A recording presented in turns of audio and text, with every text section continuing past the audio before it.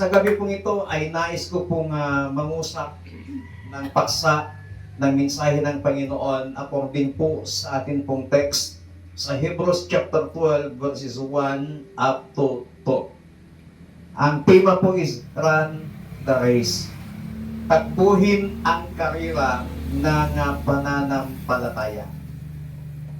So, ang aklat po ng Hebrews, ito po ay naglagay ng mga tinatawag na Hall of Faith doon po sa Hebrews chapter 11.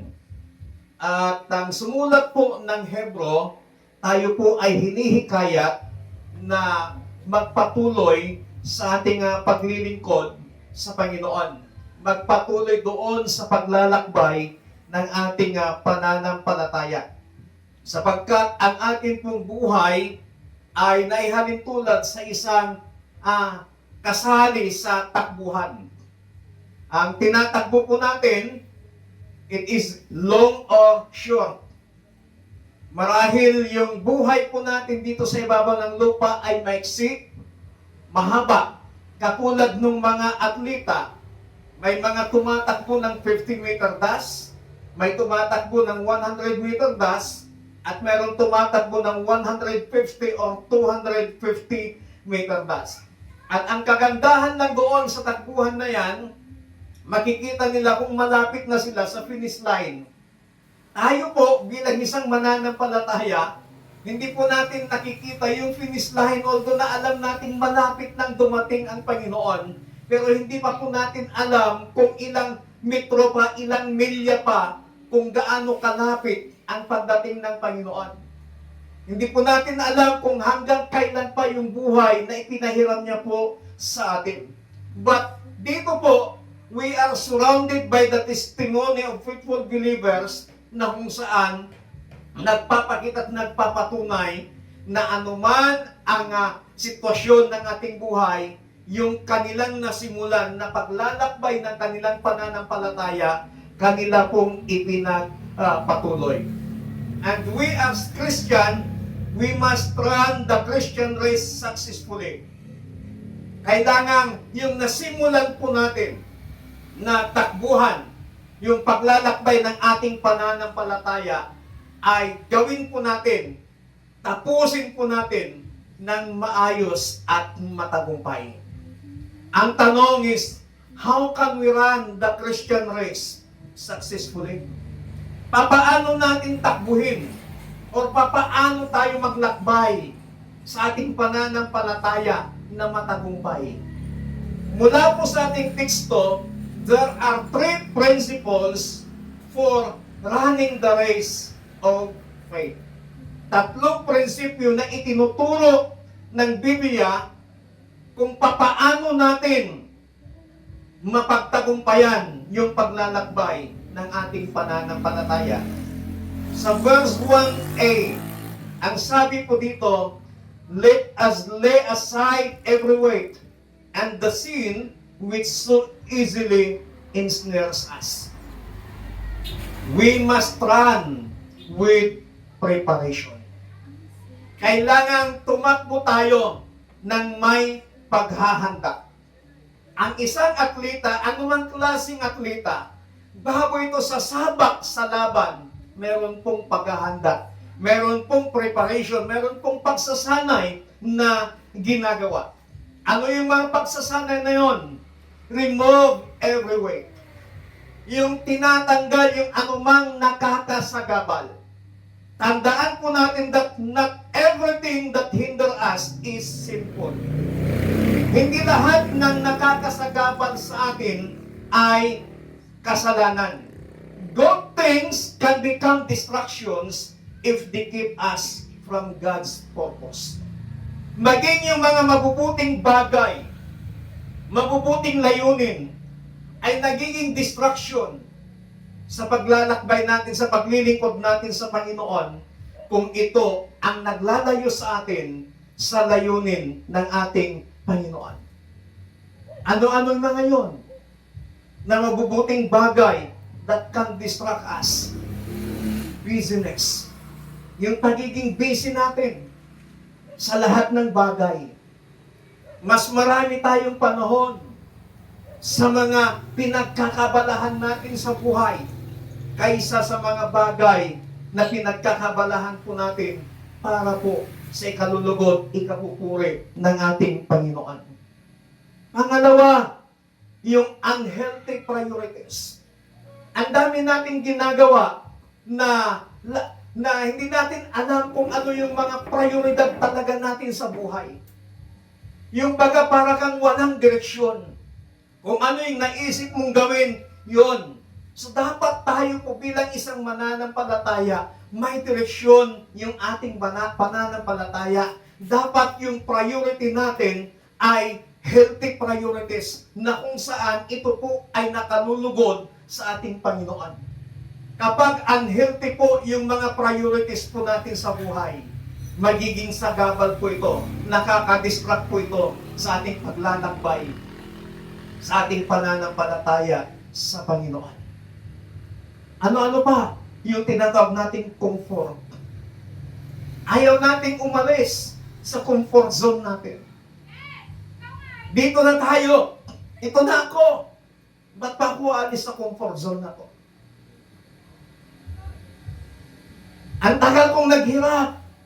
Nakating ko tong sitwasyon na to. Tapos babalik ulit ako sa ganito. So they can distract us sa layunin ng Panginoon sa ating mga buhay. So dapat yun yung mga i-remove po natin. Hindi ba kayo nagtataka?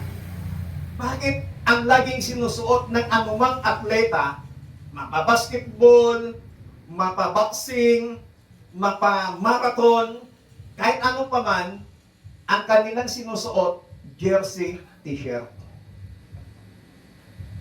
Na yun yung halos ayaw natin isuot dahil pakiramdam natin, sabihin natin, mainit. Pero bakit yun yung sinusuot nila? Kasi napakagaan. Kahit pamaligo sila ng pawis, hindi mabigat. Yung damit nila, hindi mabigat. Yung shortan nila, kasi jersey, yung suot nila, madaling matuyo. Yung damit na sinusuot nila, napakagaan. Yung mga sapatos po nila, nagsusot po sila ng mga magagaan na sapatos. Wala pa po akong nakitang atleta na nagsuot ng cotton na damit habang andun siya sa paligsahan. Wala pa akong nakitang atleta na nagsuot na mabigat na sapatos. Kasi sa pagsasanay nila, sinanay na sila natanggalin anuman yung nakakasagabal sa kanilang pagsali sa tinatawag na paligsahan, anumang klaseng sports yan. Kailangang magaan yung dala-dala po nila. Ganyan din po sa ating buhay. Yung ating pong pagtakbo, unang prinsipyo is we must run with preparation. Yung paghahanda na yan, we must remove every weight. Ano ba yung mga nakakasagabal sa ating paglilingkod sa Panginoon? Yung paglalakbay ng ating pananampalataya, ano ba yung nakakasagabal na yan? I-remove po natin yun para magawa po natin yung paghahanda na sinasabi po ng salita ng ating Panginoon. Ano pa yung mga paghahanda na dapat po nating gawin? We must remove everything. Sin traps and slows spiritual progress. Kailangan i-remove, tanggalin yung mga kasalanan sa ating puso, sa ating buhay. God knows kung meron po tayong tinatagong mga kasalanan.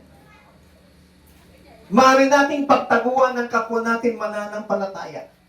Maaari nating itago, but in the sight of God, alam ng Panginoon kung meron kang tinatago sa Kanya. Yun yung mga dapat nating tanggalin. I-remove natin yun. Yung mga hidden sin na tinatawag. Madali pong magkubli, madali pong magtago sa kapwa nating tao. But in the sight of God, hindi natin pwedeng pagtaguan. At ang sinasabi ng Biblia, anuman ang ginawa po natin, ipagsusulit natin ito sa Panginoon. At ang nakakalungkot, Hindi pa man tayo haharap sa Panginoon para ipagsulit. Dito pa lang sa lupa, baka ipagsusulit na natin yung mga hidden sin na yan na ayaw nating tanggalin sa harapan ng Panginoon. Sa Biblia po, yung mga atleta, yung preparation nila, o tanggalin yung ganito, bawal ang ganito, maraming bawal sa atleta. Bakit? Nakakasagabal yung endurance nila. Walang magbisyo. Bawal yung ganito, dapat may disiplina sa oras. Lahat ng nakakasagabal sa kanila, pinapatanggal ng kanilang coach, pinapatanggal ng kanilang trainer. Kasi alam ng kanilang trainer, alam ng kanilang mga coach, kapag hindi nila itinanggal ito, masasayang yung preparation na kanila pong ginagawa. Kaya sa atin po as a believer of Christ, sa paglalakbay ng ating pananampalataya, para matapos po natin ng maayos, mapayapa at matagumpay ang paglalakbay ng pananampalatayang ito, unang-una na prinsipyo na tinuturo ng Biblia, we must run with preparation. Pangalawa, ang sabi po sa verse 1b, let us run with endurance the race that's set before us. We must run with perseverance. Lumakbay tayo, tumakbo tayo ng may pagtitiyaga. Alam niyo ho, yung Santa Ignacia, bago po nagkaroon ng sariling lupa, bago po mapatayuan at pinapatayuan ng simbahan. Kanina, andun ako, mag-isa lang ako kasi sinadya ko na at 12 o'clock andun ako para wala po yung mga trabahante. Umalis po sila, nag-lunch sa kanilang mga bahay. Andun pa ako umiiyak. Sabi ko, Panginoon, how many years mula nung nagsimula ako dito ang gawain? Narinig niyo yung patutuo ng isang member noon na halos sugurin ako. Kaya lang pinaglaban nila ako noon. Mga members. Halos palayasin kami. Ilang beses kaming pinalayas. Nagre-rent ako ng lupa. Yung nire-rentahan, meron din kontrata. 1 taon na gagamitin namin yung lupa. Pag kailangan niya, abisuhan lamang kami. Pero, nung kinailangan niya yung lupa, pura mismo dapat makalipat kayo. December yun. Katatapos lang ng Christmas celebration sa church. Pinapalayas kami. Ngayon, yung place kung saan kami nag-worship ngayon, wala kaming privacy. Kasi nakikigamit. Pero habang tinitingnan ko kanina, hindi ko mapigilan umiyak. Lord, napakabuti. Salamat sa pagtitiyaga, pagtitiis na ibinigay mo sa amin. Ngayon, may sarili ng lupa. Ang City of God, Santa Ignacia. Amen? Amen. Wala man tayong sponsor na foreigner. Wala mang tumulong na mga taga-ibang bansa. Kundi, ang inasahan namin, ang Panginoong Diyos. Kapag ang Panginoon ang aasahan po natin, unlimited po yung favor ni God. Amen? Hindi pa man natin nakikita yung mga katugunan ng ating mga panalangin ngayon. But, run with perseverance. Yung pagtitiyaga mo, makikita yan ng Panginoon. Then, iiyak ka na lamang. Hindi doon sa pagtitiis, kundi iiyak ka na lamang dahil nakita mo, nararanasan mo yung pagtugon ng Panginoon sa bawat panalangin na iyong iniyak sa kanyang harapan. Palakpakan po natin pa. The race is long. Following Christ involves trials. Following Christ involves suffering. And following Christ involves opposition. Nung dati wala ka pa sa Panginoon, hindi ka nakakaranas ng mga oposisyon. Nung dati wala ka sa Panginoon, hindi ka nakakaranas ng mga suffering. Nung dati wala ka pa sa Panginoon, hindi ka nakakaranas ng mga pagsubok. Subalit nung ikaw ay tagasunod na ng ating Panginoong Kristo, nagsimula ng paglalakbay mo sa iyong pananampalataya, then nakakaranas ka ng pagsubok, nakakaranas ka ng mga suffering, nakakaranas ka ng mga opposition sa iyong buhay, then we must endure, we must remain faithful in the sight of God. Amen. Kahit na napakahirap yung sitwasyon, kahit na napakahirap yung nararanasan po natin, manatili tayong tapat sa Panginoon. Why? Because yung pinaglilingkuran po natin, He is a faithful God.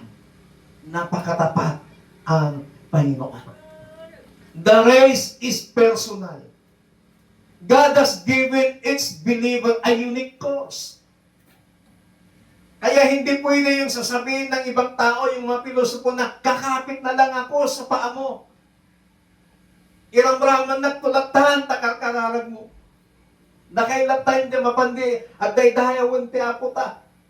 Iramraman na tulatan.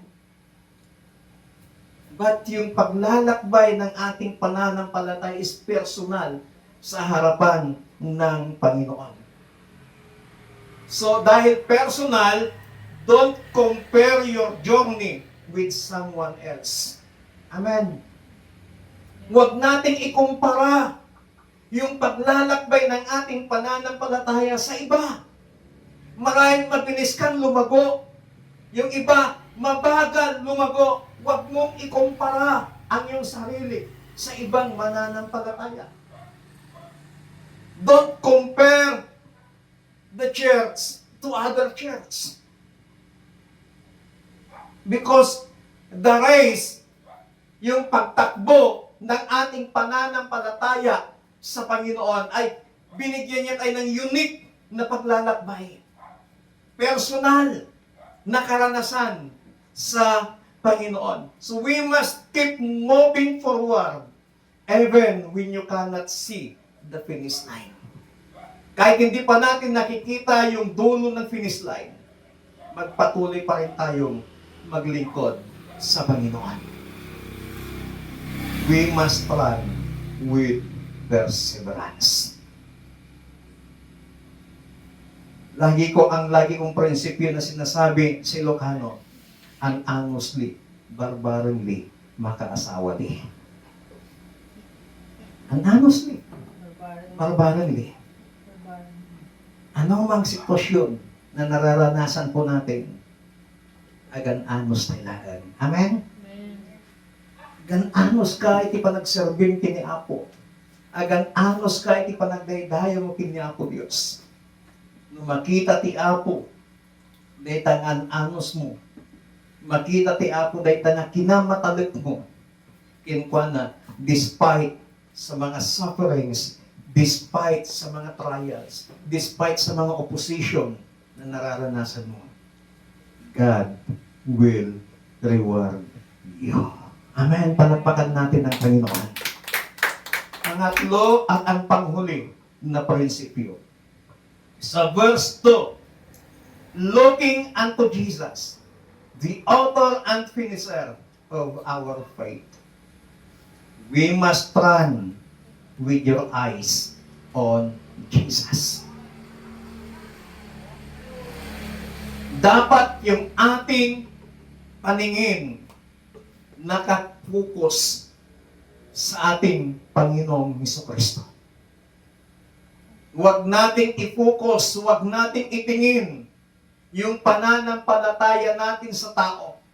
Huwag nating itingin yung pananampalataya natin sa pastor. Kasi kahit pastor, tao rin nakatulad po natin. May mga pagkakataon na nagkakamali din ang pastor. Kaya kapag sa pastor, sa tao nakatingin ang ating mananampalataya, at kapag nakita mong nagkamali yung kapwa mo mananampalataya, baka pati pananampalataya mo masira din. But ang sabi ng Panginoon, looking unto Jesus, the author and the finisher of our faith. Kaya sa ating paglalakbay bilang isang mananampalataya dito sa ibabaw ng lupa, dapat yung ating paningin nakapokus sa ating Panginoong Hesukristo. Why? Bakit sa Kanya natin itingin yung ating pananampalataya? Because He is the author, He is the finisher of our faith. Siya ang pinagmulan at Siya ang katapusan ng ating pananampalataya. At bakit kailangan nating itingin yung ating pananampalataya sa Panginoong Hesus? Because He is our example. Jesus is our example. He endured the cross. He despised the shame. He completed His mission. Yung hirap niya sa cross, tiniis niya. Pinagtiyagaan na. Inananusan na dagirigat nga naranasan na di cross iti Kalbaryo. Apay, agsipod, gapo, kadagayon. Inananusan na amin nga rigat, gapo iti panagayat na kadagayon. Kaya naman niyang utusan ang kanyang mga anghel para siya'y iligtas, para siya'y protektahan.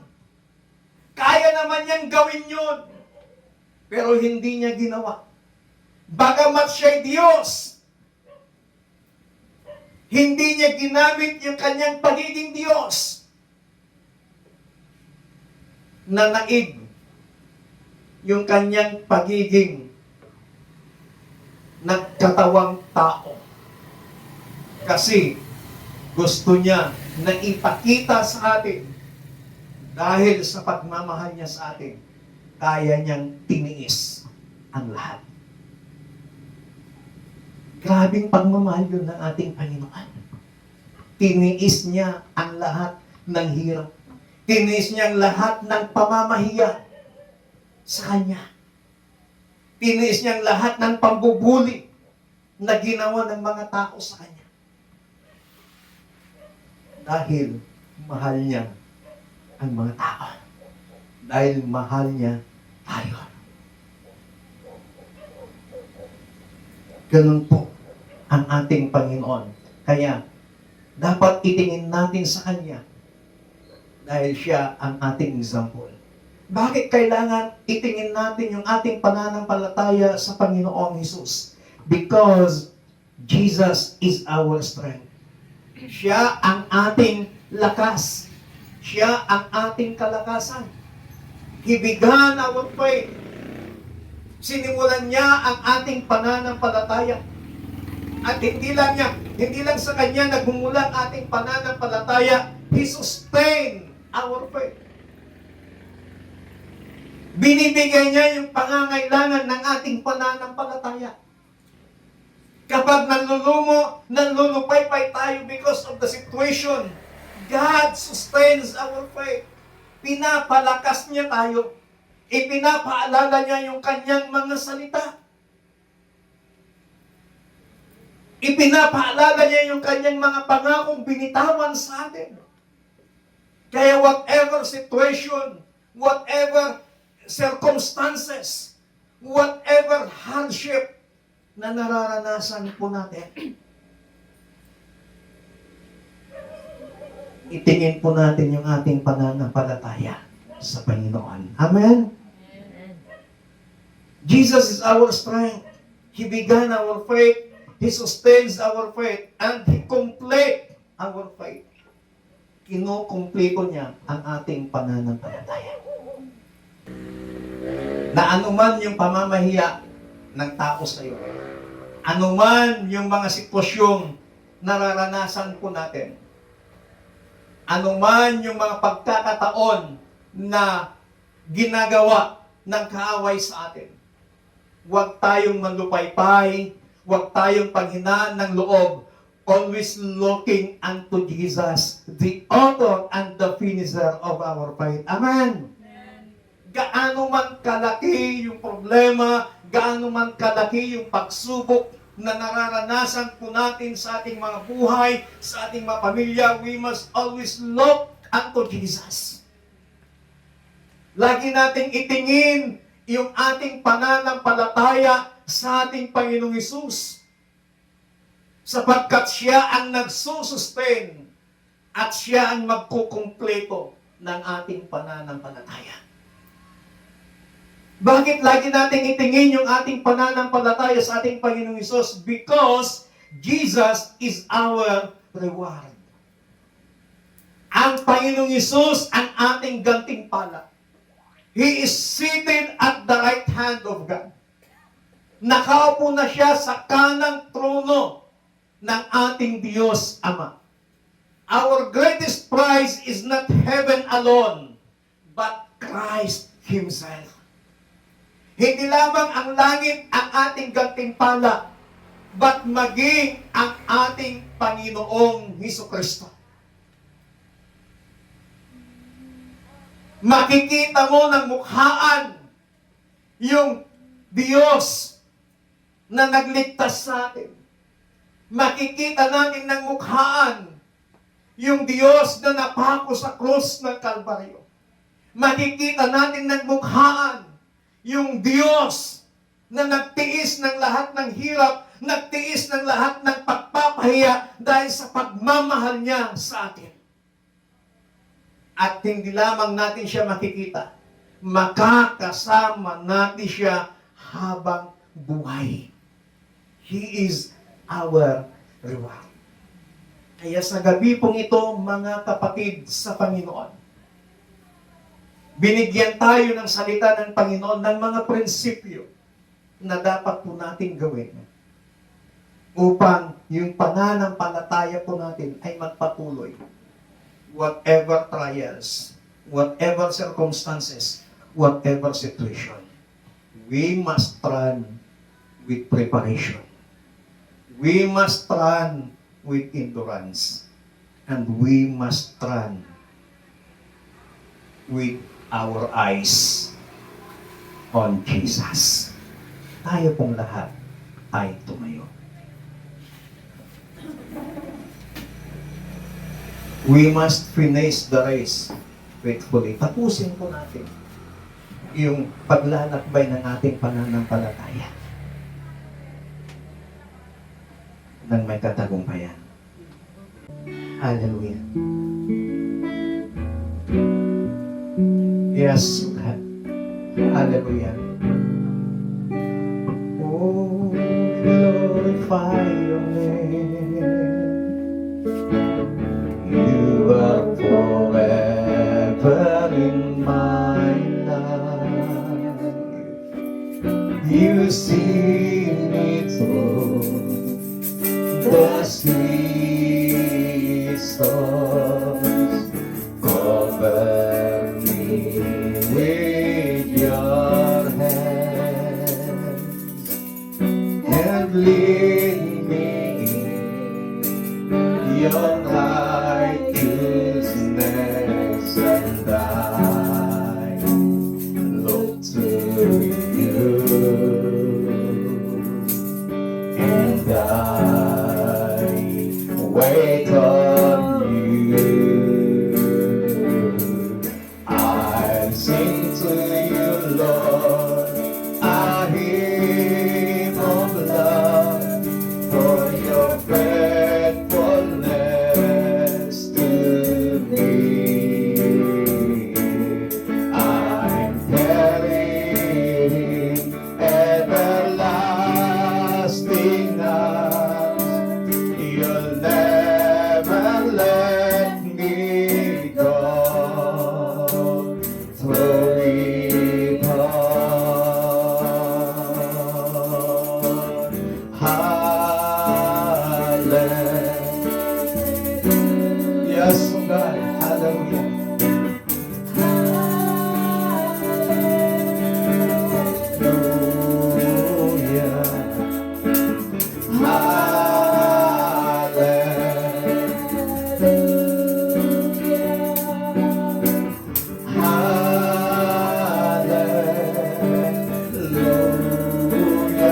Hallelujah.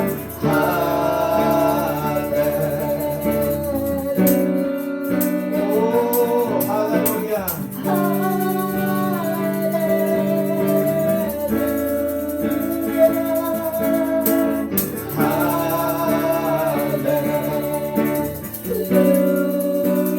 Oh, glory.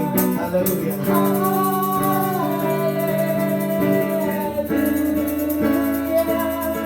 I'll sing to you, Lord, for your faithfulness to me. I'm carried in everlasting arms. You'll never let me go.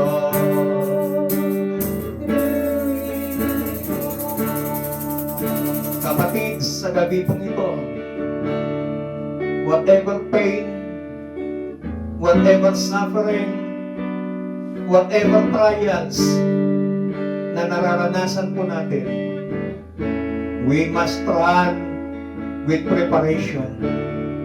We must run with endurance. And we must run with our eyes focused onto Jesus. Huwag tayong panghinaan ng loob. Lagi tayong kumapit, lagi tayong tumingin sa ating Panginoon Hesus. Sapagkat ang lahat ng ating mga pinagdadaanan ngayon, lahat ng mga pain, lahat ng mga pagsubok, lahat ng mga trials, lahat ng mga sufferings na nararanasan po natin, one day, iiyak na lamang po tayo because God answered all our prayers. Panginoon, sa gabi pong ito, salamat sa iyong mga salita. Salamat sa mga prinsipyo na itinuro mo sa amin.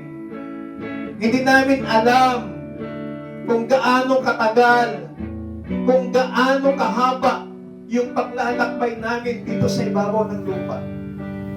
But as long, Panginoon, na naglalakbay ang aming pananampalataya sa inyo, tulungan mo kami na magkaroon ng endurance, magkaroon ng preparation, at mai-focus ang aming paningin sa inyo, Panginoon.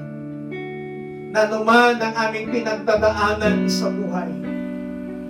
Nagilang Diyos, help us to endure all those things. Because naniniwala at nananampalataya kami na may katapusan din ang lahat, Panginoon. At sa bandang dulo ng mga pain na to, sa bandang dulo ng mga sufferings, sa bandang dulo ng mga pagsubok na ito, Panginoon, merong magpapala na naghihintay sa amin, Panginoon. And help us na magawa namin ang mga prinsipyong ito. Dakilang Diyos na itinuro mo sa amin. Salamat po ng marami. In Jesus Christ, mighty name we pray. Amen. Palakpakan po natin ang